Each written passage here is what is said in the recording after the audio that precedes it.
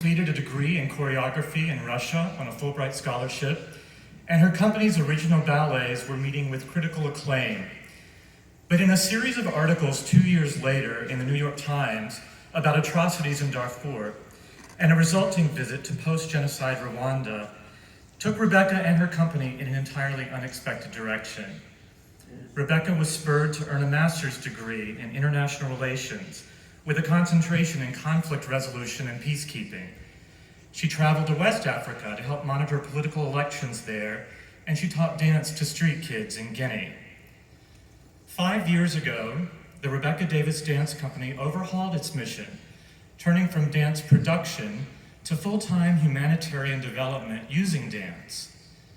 The charitable organization, renamed MindLeaps this past year, runs a unique 3-phase model that helps street kids in war-torn countries develop their mental skills through a specific dance pedagogy, with the aim of undergoing behavioral transformation, catching up on basic cognitive development, and acquiring work-ready skills.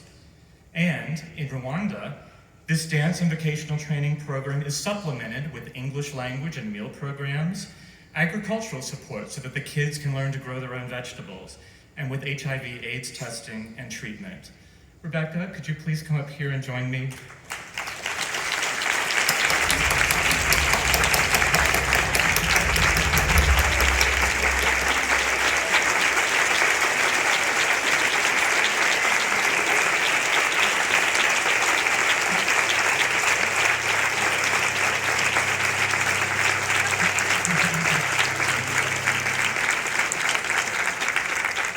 Rebecca, through MindLeaps, used dance as a springboard to offer street children in post-conflict and developing nations the vocational and academic training, and more important, the opportunities they need to leap forward in life.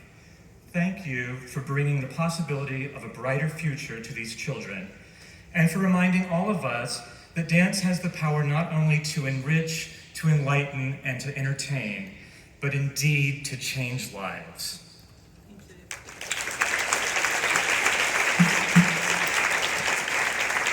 Thank you so much for this recognition and for the opportunity to be here with you this afternoon. Before I started my organization as MindLeaps, I had the chance to visit Rwanda. Rwanda's like this tiny little country in the middle of Africa. And when I was there, I met these 30 teenage boys who loved hip hop. And these boys were street kids. And what that means is that their job every day is to wake up and go and beg and steal for food on the street so that they can eat that day.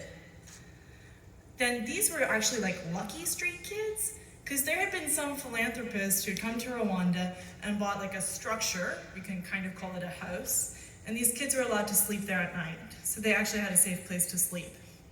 And when these kids met me, they were like, oh cool, you can teach us ballet. I was like, you guys want to learn ballet? Well, it turned out that like every kid I've ever met in Rwanda wants to learn how to dance. And so when I was there on that trip, I taught these kids some ballet, and it was a wonderful experience. I had the chance to go back to Rwanda the next year, and I went to that house because I thought maybe those kids would want to take some dance classes again. And when I was there, one of the kids was out in front of the fence. And I said, hey, and he's like, hello, Rebecca. He's like, you came back. I said, yeah, I was wondering if you wanted to do some ballet classes while I'm here on this trip. He's like, well, yeah, but we're not here. I was like, well, what do you mean you're not here? And he's like, we don't live here anymore. I was like, but that's the house. He's like, oh, well, yeah, but that guy who had the house for us, he sold it. So now we have a place to sleep. I was like, well, where do you sleep? And he's like, I sleep under the bridge over there. I was, well, where is everybody else? I don't know. I said to him, like, well, is there something I can do? And he said, yeah. He's like, you can go back and you can tell the world that we exist. That there's kids in Rwanda who want to learn how to dance. And it was at that moment that I decided I wanted to start MindLeaps.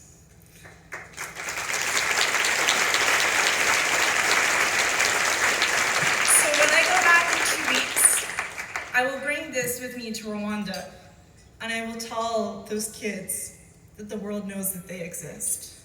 Thank you.